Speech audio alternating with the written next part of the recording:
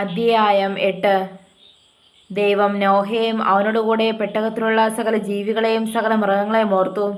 ദൈവം ഭൂമിമേൽ ഒരു കാറ്റടിപ്പിച്ചു, വെള്ളം നിലച്ചു, ആഴിയുടെ ഉറവുകളും ആകാശത്തിന്റെ കിളിവാതിലുകളും അടഞ്ഞു. ആകാശത്തു നിന്നുള്ള മഴയും നിന്നു, വെള്ളം ഇടപെടാതെ ഭൂമിയിൽ നിന്ന് ഇറങ്ങിക്കൊണ്ടിരുന്നു. 150 ദിവസം കഴിഞ്ഞ ശേഷം വെള്ളം കുറഞ്ഞു തുടങ്ങി. 7-ാം മാസം 17-ാം തീയതി പെട്ടകം അരാരത്ത് പർവ്വതത്തിൽ ഉറച്ചു. 10-ാം മാസം വരെ വെള്ളം ഇടപെടാതെ കുറഞ്ഞു. 10-ാം മാസം 1-ാം തീയതി പർവ്വത ശിഖരങ്ങൾ കാണായി. 40 ദിവസം കഴിഞ്ഞ ശേഷം നോഹ താൻ പെട്ടകത്തിലുണ്ടാക്കിയിരുന്ന കിളിവാതിൽ തുറന്നു. അവനൊരു മലങ്കാക്കയെ പുറത്തു വിട്ടു. അത് പുറപ്പെട്ടു ഭൂമിയിൽ വെള്ളം വറ്റിപ്പോയതുവരെ പോയി വന്നുകൊണ്ടിരുന്നു. ഭൂമിയിൽ വെള്ളം കുറഞ്ഞോ എന്ന് അറിയേണ്ടതിന് അവനൊരു പ്രാവിനെയും തൻ്റെ അടുക്കൽ നിന്ന് പുറത്തു വിട്ടു. എന്നാൽ സർവ്വഭൂമിയിലും വെള്ളം കിടക്കുകൊണ്ട് പ്രാവ് കാൽവെപ്പാൻ സ്ഥലം കാണാതെ അവൻ്റെ അടുക്കൽ പെട്ടകത്തിലേക്ക് മടങ്ങി വന്നു. അവൻ കൈനീട്ടി അതിനെ പിടിച്ചു തൻ്റെ അടുക്കൽ പെട്ടകത്തിലാക്കി. 7 ദിവസം കഴിഞ്ഞിട്ട് അവൻ വീണ്ടും ആ പ്രാവിനെ പെട്ടകത്തിൽ നിന്ന് പുറത്തു വിട്ടു. പ്രാവ് വൈകുന്നേരത്ത് അവൻ്റെ അടുക്കൽ വന്നു. അതിൻ്റെ വായിൽ അതാ ഒരു പച്ച ഒലിവ് ഇല. അതിനാൽ ഭൂമിയിൽ വെള്ളം കുറഞ്ഞുവെന്ന് നോഹ അറിഞ്ഞു. പിന്നെയും 7 ദിവസം കഴിഞ്ഞിട്ട് അവൻ ആ പ്രാവിനെ പുറത്തു വിട്ടു. അത് പിന്നെ അവൻ്റെ അടുക്കൽ മടങ്ങി വന്നില്ല. 601-ാം സംവത്സരം 1-ാം മാസം 1-ാം തീയതി ഭൂമിയിൽ വെള്ളം വറ്റിപ്പോയിരുന്നു. നോഹ പെട്ടകത്തിൻ്റെ മേൽത്തട്ട് നീക്കി ഭൂതലം ഉണങ്ങിയിരിക്കുന്നുവെന്ന് കണ്ടു. 2-ാം മാസം 27-ാം തീയതി ഭൂമി ഉണങ്ങിയിരുന്നു. ദൈവം നോഹയോട് അരുളി ചെയ്തത്: നീയും നിന്റെ ഭാര്യയും പുത്രന്മാരും പുത്രന്മാരുടെ ഭാര്യമാരും പെട്ടകത്തിൽ നിന്ന് പുറത്തിറങ്ങുവേൻ. പറവകളും മൃഗങ്ങളും നിലത്തഴയുന്ന ഇഴജാതിയുമായ സർവ്വജടത്തിൽ നിന്നും നിന്നോട് കൂടിയിരിക്കുന്ന സകല ജീവികളെയും പുറത്തു കൊണ്ടുവരിക. അവ ഭൂമിയിൽ അനവധിയായി വർദ്ധിക്കുകയും പെറ്റുപെരുകയും ചെയ്യട്ടെ. അങ്ങനെ നോഹയും അവൻ്റെ പുത്രന്മാരും ഭാര്യയും പുത്രന്മാരുടെ ഭാര്യമാരും പുറത്തിറങ്ങി. സകല മൃഗങ്ങളും ഇഴജാതികളൊക്കെയും എല്ലാ പറവകളും ഭൂചരങ്ങളൊക്കെയും ജാതിയായ പെട്ടകത്തിൽ നിന്ന് ഇറങ്ങി. നോഹ യഹോവയ്ക്ക് ഒരു യാഗപീഠം പണിതു. ശുദ്ധിയുള്ള സകല മൃഗങ്ങളും ശുദ്ധിയുള്ള എല്ലാ പറവകളും ചിലതെടുത്തു യാഗപീഠത്തിന്മേൽ ഹോമയാഗം അർപ്പിച്ചു. യഹോവ സൗരഭ്യവാസന മണത്തപ്പോൾ യഹോവ തൻ്റെ ഹൃദയത്തിൽ അരുളി ചെയ്തത്: ഞാൻ മനുഷ്യന്റെ നിമിത്തം ഇനി ഭൂമിയെ ശപിക്കുകയില്ല. മനുഷ്യന്റെ മനോനിരൂപണം ബാല്യം മുതൽ ദോഷമുള്ളതാകുന്നു. ഞാൻ ചെയ്തതുപോലെ സകല ജീവികളെയും ഇനി നശിപ്പിക്കുകയില്ല. ഭൂമിയുള്ള കാലത്തോളം വിതയും കൊയ്ത്തും ശീതവും ഉഷ്ണവും വേനലും വർഷവും രാവും പകലും നിന്നു പോകുകയുമില്ല. അധ്യായം 9. ദൈവം നോഹയെയും അവൻ്റെ പുത്രന്മാരെയും അനുഗ്രഹിച്ച് അവരോട് അരുളി ചെയ്ത് എന്തെന്നാൽ: നിങ്ങൾ സന്താനപുഷ്ടിയുള്ളവരെ പെരുകി ഭൂമിയിൽ നിറവേൻ. നിങ്ങളെയുള്ള പേടിയും നടുക്കവും ഭൂമിയിലെ സകല മൃഗങ്ങൾക്കും ആകാശത്തിലെ എല്ലാ പറവുകൾക്കും സകല ഭൂചരങ്ങൾക്കും സമുദ്രത്തിലെ സകല മത്സ്യങ്ങൾക്കും ഉണ്ടാകും. അവയെ നിങ്ങളുടെ കയ്യിൽ ഏൽപ്പിച്ചിരിക്കുന്നു. ഭൂചര ജന്തുക്കളൊക്കെയും നിങ്ങൾക്ക് ആഹാരമായിരിക്കട്ടെ. പച്ച സസ്യം പോലെ ഞാൻ സകലവും നിങ്ങൾക്ക് തന്നിരിക്കുന്നു. പ്രാണനായിരിക്കുന്ന രക്തത്തോടുകൂടെ മാത്രം നിങ്ങൾ മാംസം തിന്നരുത്. നിങ്ങളുടെ പ്രാണനായിരിക്കുന്ന നിങ്ങളുടെ രക്തത്തിന് ഞാൻ പകരം ചോദിക്കും. സകല മൃഗത്തോടും മനുഷ്യരോടും ചോദിക്കും. അവനവൻ്റെ സഹോദരനോടും ഞാൻ മനുഷ്യൻ്റെ പ്രാണന് പകരം ചോദിക്കും. ആരെങ്കിലും മനുഷ്യൻ്റെ രക്തം ചൊരിയിച്ചാൽ അവൻ്റെ രക്തം മനുഷ്യൻ ചൊരിയിക്കും. ദൈവത്തിൻ്റെ സ്വരൂപത്തിലല്ലോ മനുഷ്യനെ ഉണ്ടാക്കിയത്. ആകയാൽ നിങ്ങൾ സന്താനപുഷ്ടിയുള്ളവരെ പെരുകുവേൻ. ഭൂമിയിൽ അനവധിയായി പെറ്റുപെരുകുവേൻ. ദൈവം പിന്നെയും നോഹയോടും അവൻ്റെ പുത്രന്മാരോടും അരുളി ചെയ്തത്: ഞാനിതാ നിങ്ങളോടും നിങ്ങളുടെ സന്തതിയോടും ഭൂമിയിൽ നിങ്ങളോടുകൂടിയുള്ള പക്ഷികളും കന്നുകാലികളും കാട്ടുമൃഗങ്ങളുമായ സകല ജീവജന്തുക്കളോടും പെട്ടകത്തിൽ നിന്ന് പുറപ്പെട്ട സകലവുമായി ഭൂമിയിലെ സകല മൃഗങ്ങളോടും ഒരു നിയമം ചെയ്യുന്നു. ഇനി സകല ജഡവും ജലപ്രളയത്താൽ നശിക്കുകയില്ല. ഭൂമി നശിപ്പിപ്പാൻ ഇനി ജലപ്രളയം ഉണ്ടാകുകയുമില്ല എന്ന് ഞാൻ നിങ്ങളോട് ഒരു നിയമം ചെയ്യുന്നു. പിന്നെയും ദൈവം അരുളി ചെയ്തത്: ഞാനും നിങ്ങളും നിങ്ങളോടുകൂടിയുള്ള സകല ജീവജന്തുക്കളും തമ്മിൽ തലമുറയോളം സദാകാലത്തേക്കും ചെയ്യുന്ന നിയമത്തിൻ്റെ അടയാളമാവിത്. ഞാൻ എൻ്റെ വില്ല് മേഘത്തിൽ വയ്ക്കുന്നു. അത് ഞാനും ഭൂമിയും തമ്മിലുള്ള നിയമത്തിന് അടയാളമായിരിക്കും. ഞാൻ ഭൂമിയുടെ മേലെ മേഘം വരുത്തുമ്പോൾ മേഘത്തിൽ വില്ല് കാണും. അപ്പോൾ ഞാനും നിങ്ങളും സർവ്വജഡവുമായ സകല ജീവജന്തുക്കളും തമ്മിലുള്ള എൻ്റെ നിയമം ഞാൻ ഓർക്കും. ഇനി സകല ജഡത്തെയും നശിപ്പിപ്പാൻ വെള്ളം ഒരു പ്രളയമായി തീരുകയുമില്ല. വില്ല് മേഘത്തിലുണ്ടാകും. ദൈവവും ഭൂമിയിലെ സർവ്വജഡവുമായ സകല ജീവികൾ തമ്മിൽ എന്നേക്കുമുള്ള നിയമം ഓർക്കേണ്ടതിന് ഞാനതിനെ നോക്കും. ഞാൻ ഭൂമിയിലുള്ള സർവ്വജഡത്തോടും ചെയ്തിരിക്കുന്ന നിയമത്തിന് ഇത് അടയാളമെന്നും ദൈവം നോഹയോട് അരുളി ചെയ്തു. പെട്ടകത്തിൽ നിന്ന് പുറപ്പെട്ടവരായ നോഹയുടെ പുത്രന്മാർ ശേമും ഹാമും യാഫേത്തുമായിരുന്നു. ഹാം എന്നോനോ കനാന്റെ പിതാവ്. ഇവർ മൂവരും നോഹയുടെ പുത്രന്മാർ. അവരെ കൊണ്ട് ഭൂമിയൊക്കെ നിറഞ്ഞു. നോഹ കൃഷി ചെയ്യുവാൻ തുടങ്ങി. ഒരു മുന്തിരിത്തോട്ടം നട്ടുണ്ടാക്കി. അവനതിലെ വീഞ്ഞു കുടിച്ചു ലഹരി പിടിച്ചു. തൻ്റെ കൂടാരത്തിൽ വസ്ത്രം നീങ്ങി കിടന്നു. കനാന് പിതാവായ ഹാം പിതാവിൻ്റെ നഗ്നത കണ്ടു. വെളിയിൽ ചെന്നു തൻ്റെ 2 സഹോദരന്മാരെയും അറിയിച്ചു. ശേമും യാഫേത്തും ഒരു വസ്ത്രമെടുത്തു. ഇരുവരുടെയും തോളിലിട്ടു വിമുഖരായി ചെന്നു പിതാവിൻ്റെ നഗ്നത മറച്ചു. അവരുടെ മുഖം തിരിഞ്ഞിരുന്നത് കൊണ്ട് അവർ പിതാവിൻ്റെ നഗ്നത കണ്ടില്ല. നോഹ ലഹരി വിട്ടുണ്ടെന്നപ്പോൾ തൻ്റെ ഇളയ മകൻ ചെയ്തതറിഞ്ഞു. അപ്പോൾ അവൻ, കനാൻ ശപിക്കപ്പെട്ടവൻ, അവൻ തൻ്റെ സഹോദരന്മാർക്ക് അധമദാസനായി തീരുമെന്ന് പറഞ്ഞു. ശേമിൻ്റെ ദൈവമായ യഹോവ സ്തുതിക്കപ്പെട്ടവൻ, കനാൻ അവരുടെ ദാസനാകും. ദൈവം യാഫേത്തിനെ വർദ്ധിപ്പിക്കട്ടെ, അവൻ ശേമിൻ്റെ കൂടാരങ്ങൾ വസിക്കും. കനാൻ അവരുടെ ദാസനാകുമെന്നും അവൻ പറഞ്ഞു. ജലപ്രളയത്തിന് ശേഷം നോഹ 350 സംവത്സരം ജീവിച്ചിരുന്നു. നോഹയുടെ ആയുഷ്കാലമാകെ 950 സംവത്സരമായിരുന്നു. പിന്നെ അവൻ മരിച്ചു. അധ്യായം 10. നോഹയുടെ പുത്രന്മാരായ ശേം, ഹാം, യാഫേത്ത് എന്നിവരുടെ വംശപാരമ്പര്യമാവിത്. ജലപ്രളയത്തിന് ശേഷം അവർക്ക് പുത്രന്മാർ ജനിച്ചു. യാഫേത്തിന്റെ പുത്രന്മാർ ഗോമർ, മാഗോഗ്, മാദായ്, യാവാൻ, തൂബൽ, മേശക്ക്, തീരാസ്. ഗോമറിന്റെ പുത്രന്മാർ അസ്കേനാസ്, രീഫത്ത്, തോഗർമ. യാവാന്റെ പുത്രന്മാർ എലീശ, തർശീശ്, കിത്തീം, ദോദാനീം. ഇവരാൽ ജാതികളുടെ ദ്വീപുകൾ അതത് ദേശത്തിൽ ഭാഷയായും ജാതി ജാതിയായും കുലം കുലമായും പിരിഞ്ഞു. ഹാമിന്റെ പുത്രന്മാർ കൂശ്, മിസ്രൈം, പൂത്ത്, കനാൻ. കൂശിന്റെ പുത്രന്മാർ സെബ, ഹവീല, സപ്ത, രാമ, സപ്തക. രാമയുടെ പുത്രന്മാർ ശെബയും ദേദാനും. കൂശ് നിമ്രോദിനെ ജനിപ്പിച്ചു. അവൻ ഭൂമിയിലാദ്യ വീരനായിരുന്നു. അവൻ യഹോവയുടെ മുൻപാകെ നായാട്ട് വീരനായിരുന്നു. അതുകൊണ്ട് യഹോവയുടെ മുൻപാകെ നിമ്രോദിനെ പോലെ നായാട്ട് വീരനെന്ന് പഴഞ്ചൊല്ലായി. അവൻ്റെ രാജ്യത്തിൻ്റെ ആരംഭം ശിനാർ ദേശത്ത് ബാബേൽ, ഏരക്ക്, അക്കാദ്, കൽനെ എന്നിവയായിരുന്നു. ആ ദേശത്ത് നിന്ന് അശൂർ പുറപ്പെട്ടു. നിനവെ, രഹോബോത്ത് പട്ടണം, കാലഹ്, നിനവയ്ക്കും കാലഹിനും മധ്യേ മഹാനഗരമായ രേസിൻ എന്നിവ പണിതു. മിസ്രൈമോ, ലുദീം, അനാമീം, ലഹാബീം, നഫ്തൂഹീം, പത്രൂസീം, കസ്ലൂഹീം. ഇവരിൽ നിന്ന് ഫിലിസ്തർ ഉത്ഭവിച്ചു. കഫ്തോരീം എന്നിവരെ ജനിപ്പിച്ചു. കനാൻ തൻ്റെ ആദിജാതനായ സീദോൻ, ഹേത്ത്, യെബൂസൻ, അമോര്യൻ, ഗിർഗശൻ, ഹിവ്യൻ, അർക്യൻ, സീനേൻ, അർവാദ്യൻ, സെമാര്യൻ, ഹമാത്യൻ എന്നിവരെ ജനിപ്പിച്ചു. പിന്നീട് കനാനി വംശങ്ങൾ പരന്നു. കനാനരുടെ അതിർ സീദോൻ തുടങ്ങി ഗരാർ വഴിയായി ഗസ വരെയും സോതോമും ഗോമോറായും അദ്മായും സെബോയിമും വഴിയായി ലാശ വരെയുമായിരുന്നു. ഇവർ അതത് ദേശത്തിൽ ജാതി ജാതിയായും കുലം കുലമായും ഭാഷയായും ഹാമിൻ്റെ പുത്രന്മാർ. ഏബറിൻ്റെ പുത്രന്മാർക്കൊക്കെയും പിതാവും യാഫേത്തിൻ്റെ ജ്യേഷ്ഠനുമായ ശേമിനും പുത്രന്മാർ ജനിച്ചു. ശേമിൻ്റെ പുത്രന്മാർ എലാം, അശൂർ, അർപ്പക്ഷാദ്, ലൂദ്, അരാം. അരാമിൻ്റെ പുത്രന്മാർ Uz, whole, gather, Mash. Arphaxad ശാലഹിനെ ജനിപ്പിച്ചു. ശാലഹ് ഏബറിനെ ജനിപ്പിച്ചു. ഏബറിന് 2 പുത്രന്മാർ ജനിച്ചു. ഒരുത്തനെ പെലഗ് എന്നു പേർ. അവൻ്റെ കാലത്തായിരുന്നു ഭൂവാസികൾ പിരിഞ്ഞുപോയത്. അവൻ്റെ സഹോദരന് യോക്താൻ എന്നു പേർ. യോക്താനോ അൽമോദാദ്, ശാലേഫ്, ഹസർമാവേത്ത്, യാരഹ്, ഹദോരാം, മൂസാൽ, ദിക്ല, ഓബാൽ, അബിമേൽ, ഷെബ, ഓഫീർ, ഹവീല, യോബാബ് എന്നിവരെ ജനിപ്പിച്ചു. ഇവരെല്ലാവരും യോക്താന്റെ പുത്രന്മാരായിരുന്നു. അവരുടെ വാസസ്ഥലം മേശ തുടങ്ങി കിഴക്കൻ മലയായ സേഫാർ വരെ ആയിരുന്നു. ഇവർ അതത് ദേശത്തിൽ ജാതി ജാതിയായും കുലം കുലമായും ഭാഷയായും ശേമിൻ്റെ പുത്രന്മാർ. ഇവർ തന്നെ ജാതി ജാതിയായും കുലം കുലമായും നോഹയുടെ പുത്രന്മാരുടെ വംശങ്ങൾ. അവരിൽ നിന്നാകുന്നു ജലപ്രളയത്തിന് ശേഷം ഭൂമിയിൽ ജാതികൾ പിരിഞ്ഞുപോയത്. അധ്യായം 11. ഭൂമിയിലൊക്കെയും ഒരേ ഭാഷയും ഒരേ വാക്കുമായിരുന്നു. എന്നാൽ അവർ കിഴക്കോട്ട് യാത്ര ചെയ്ത് ശിനാർ ദേശത്ത് ഒരു സമഭൂമി കണ്ട് അവിടെ കുടിയിരുന്നു. അവർ തമ്മിൽ, വരുവീൻ, നാം ഇഷ്ടക അറുത്ത് ചുടുക എന്ന് പറഞ്ഞു. അങ്ങനെ അവർ ഇഷ്ടക കല്ലായും പശമണ്ണ് കുമ്മായമായും ഉപയോഗിച്ചു. വരുവേൻ, നാം ഭൂതലത്തിലൊക്കെയും ചിതറിപ്പോകാതിരിപ്പാൻ ഒരു പട്ടണവും ആകാശത്തോളം എത്തുന്ന ഒരു ഗോപുരവും പണിക, നമുക്കൊരു പേരുമുണ്ടാക്കുക എന്ന് അവർ പറഞ്ഞു. മനുഷ്യർ പണിത പട്ടണവും ഗോപുരവും കാണേണ്ടതിന് യഹോവ ഇറങ്ങി വന്നു. അപ്പോൾ യഹോവ, ഇതാ ജനമൊന്ന്, അവർക്കെല്ലാവർക്കും ഭാഷയും ഒന്ന്. ഇതും അവർ ചെയ്തു തുടങ്ങുന്നു. അവർ ചെയ്യുവാൻ നിരൂപിക്കുന്നതൊന്നും അവർക്ക് അസാധ്യമാകുകയില്ല. വരുവേൻ, നാം ഇറങ്ങിച്ചെന്ന് അവർ തമ്മിൽ ഭാഷ തിരിച്ചറിയാതിരിപ്പാൻ അവരുടെ ഭാഷ കലക്കിക്കളകാൻ അരുളി ചെയ്തു. അങ്ങനെ യഹോവ അവരെ അവിടെ നിന്ന് ഭൂതലത്തിലെങ്ങും ചിഹ്നിച്ചു. അവർ പട്ടണം പണിയുന്നത് വിട്ടുകളഞ്ഞു. സർവ്വഭൂമിയിലെയും ഭാഷ യഹോവ അവിടെ വെച്ച് കലക്കിക്കളകിയാൽ അതിന് ബാബേൽ എന്ന് പേരായി. യഹോവ അവരെ അവിടെ നിന്ന് ഭൂതലത്തിലെങ്ങും ചിഹ്നിച്ചു കളഞ്ഞു. ശേമിൻ്റെ വംശപാരമ്പര്യമാവിത്.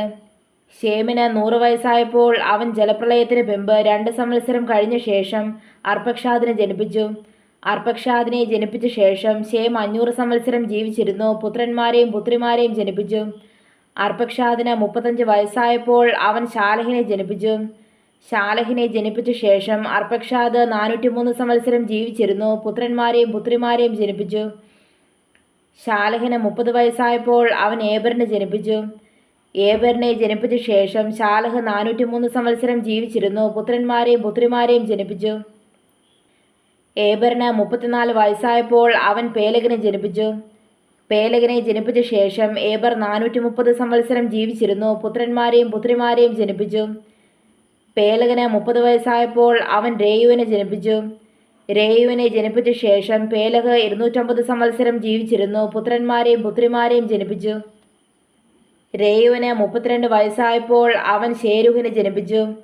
ശേരുഹിനെ ജനിപ്പിച്ച ശേഷം രേയു 207 സംവത്സരം ജീവിച്ചിരുന്നു. പുത്രന്മാരെയും പുത്രിമാരെയും ജനിപ്പിച്ചു. ശേരുഹിന് 30 വയസ്സായപ്പോൾ അവൻ നാഹോരിനെ ജനിപ്പിച്ചു. നാഹോരിനെ ജനിപ്പിച്ച ശേഷം ശേരൂഹ് 200 സംവത്സരം ജീവിച്ചിരുന്നു. പുത്രന്മാരെയും പുത്രിമാരെയും ജനിപ്പിച്ചു. നാഹോറിന് 29 വയസ്സായപ്പോൾ അവൻ തേരഹിനെ ജനിപ്പിച്ചു. തേരഹിനെ ജനിപ്പിച്ച ശേഷം നാഹോർ 119 സംവത്സരം ജീവിച്ചിരുന്നു. പുത്രന്മാരെയും പുത്രിമാരെയും ജനിപ്പിച്ചു. തേരഹിന് 70 വയസ്സായപ്പോൾ അവൻ അബ്രാം, നാഹോർ, ഹാരാൻ എന്നിവരെ ജനിപ്പിച്ചു. തേരഹിൻ്റെ വംശപാരമ്പര്യമാവിത്. തേരഹ് അബ്രാമിനെയും നാഹോറിനെയും ഹാരാനെയും ജനിപ്പിച്ചു. ഹാരാൻ ലോത്തിനെ ജനിപ്പിച്ചു. എന്നാൽ ഹാരാൻ തൻ്റെ ജന്മദേശത്ത് വെച്ചു കൽദേയരുടെ ഒരു പട്ടണമായ ഊരിൽ വെച്ച് തന്നെ തൻ്റെ അപ്പനായ തേരഹിന് മുൻപേ മരിച്ചുപോയി. അബ്രാമും നാഹോരും ഭാര്യമാരെടുത്തു. അബ്രാമിൻ്റെ ഭാര്യയ്ക്ക് സാറായി എന്നും നാഹോറിൻ്റെ ഭാര്യയ്ക്ക് മിൽക്ക എന്നും പേർ. ഇവൾ മിൽക്കായുടെയും ഇസ്കായുടെയും അപ്പനായ ഹാരാൻ്റെ മകൾ തന്നെ. സാറായി മച്ചിയായിരുന്നു. അവൾക്ക് സന്തതി ഉണ്ടായിരുന്നില്ല. തേരഹ് തൻ്റെ മകനായ അബ്രാമിനെയും ഹാരാൻ്റെ മകനായ തൻ്റെ പൗത്രൻ ലോത്തിനെയും തൻ്റെ മകനായ അബ്രാമിൻ്റെ ഭാര്യയായ മരുമകളായ സാറായും കൂട്ടി കൽദേയരുടെ പട്ടണമായ ഊരിൽ നിന്ന് കനാൻ ദേശത്തേക്ക് പോകുവാൻ പുറപ്പെട്ടു. അവർ ഹാരാൻ വരെ വന്ന് അവിടെ പാർത്തു. തേരഹിൻ്റെ ആയുഷ്കാലം 205 സംവത്സരമായിരുന്നു. തേരഹ് ഹാരാനിൽ വെച്ച് മരിച്ചു. അധ്യായം 12. യഹോവ അബ്രാമിനോട് അരുളി ചെയ്തതെന്തെന്നാൽ, നീ നിന്റെ ദേശത്തെയും ചാർച്ചക്കാരെയും പിതൃഭവനത്തെയും വിട്ട് പുറപ്പെട്ട് ഞാൻ നിന്നെ കാണിപ്പാനിരിക്കുന്ന ദേശത്തേക്ക് പോകാം. ഞാൻ നിന്നെ വലിയൊരു ജാതിയാക്കും. നിന്നെ അനുഗ്രഹിച്ച് നിന്റെ പേർ വലുതാക്കും.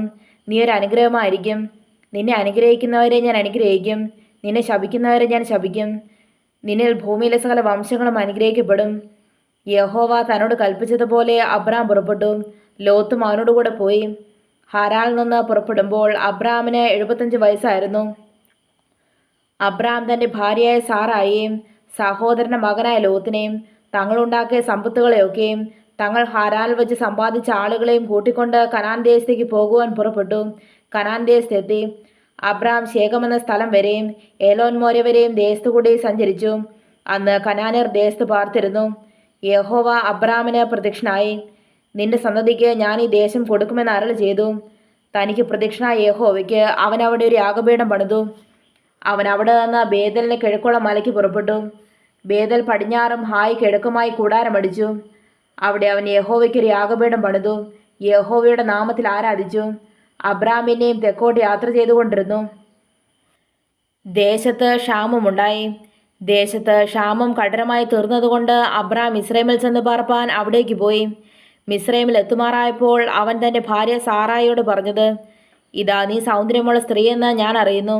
മിസ്രൈമർ നിന്നെ കാണുമ്പോൾ ഇവൾ അവൻ്റെ ഭാര്യ എന്ന് പറഞ്ഞ് എന്നെ കൊല്ലുകയും നിന്നെ ജീവനോട് രക്ഷിക്കുകയും ചെയ്യും.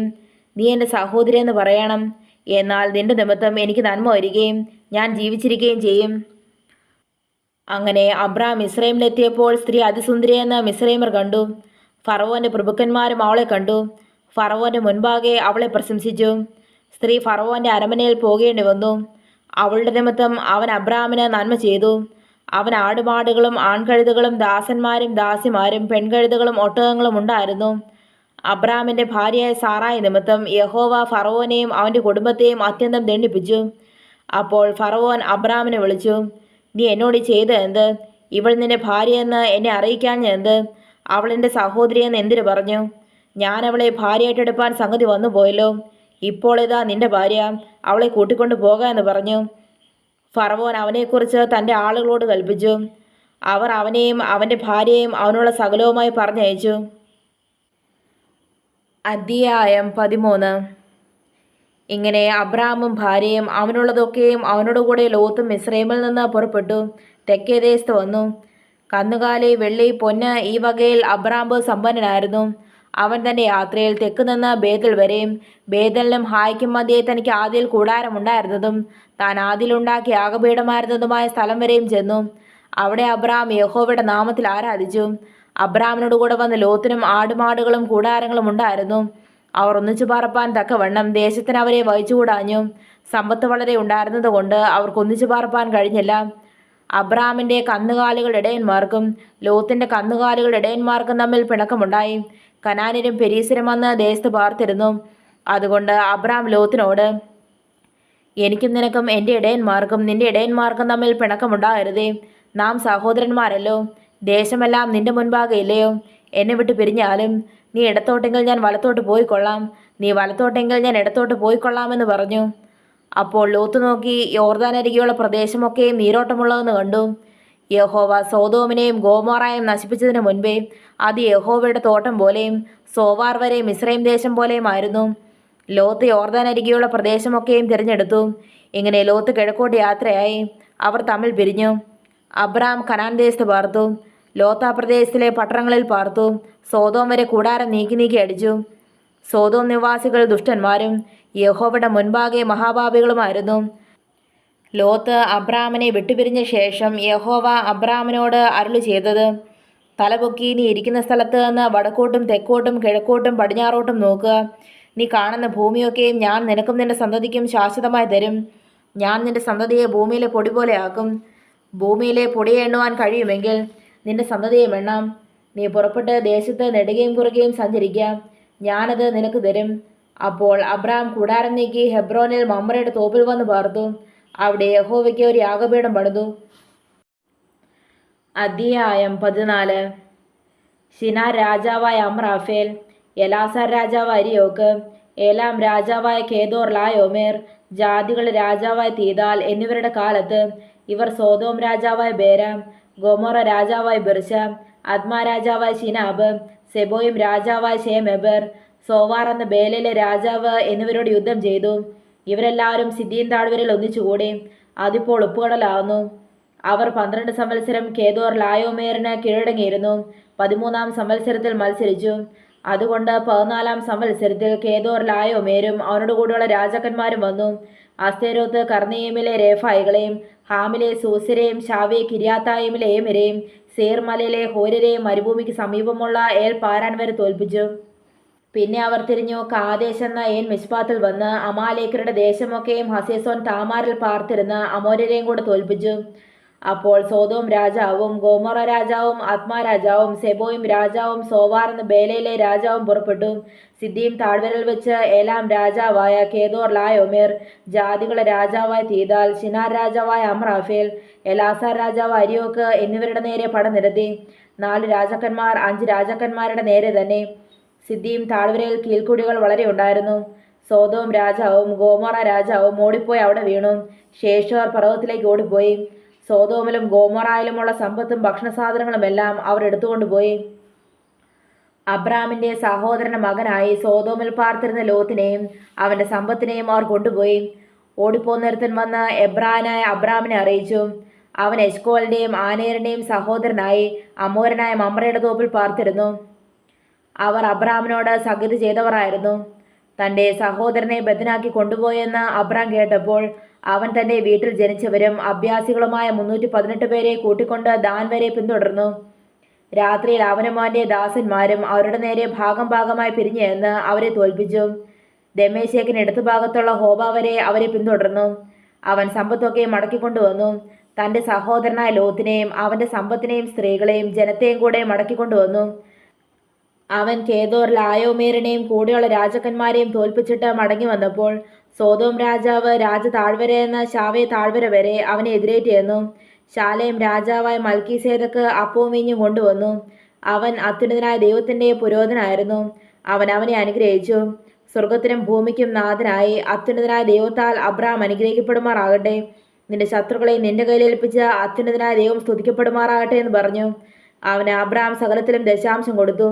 സോദോം രാജാവ് അബ്രാമിനോട്, ആളുകളെ എനിക്ക് തരിക, സമ്പത്ത് നീ എടുത്തുകൊള്ളുക എന്ന് പറഞ്ഞു.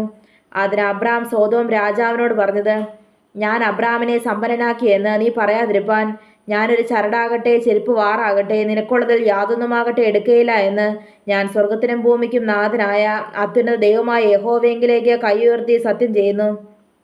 ബാലികാർ ഭക്ഷിച്ചതും എന്നോടുകൂടെ വന്ന് ആനേർ, എശ്കോൽ, മമ്രേ എന്നീ പുരുഷന്മാരുടെ ഓഹരി മാത്രമേ വേണ്ടൂ. ഇവർ തങ്ങളുടെ ഓഹരി എടുത്തുകൊള്ളട്ടെ.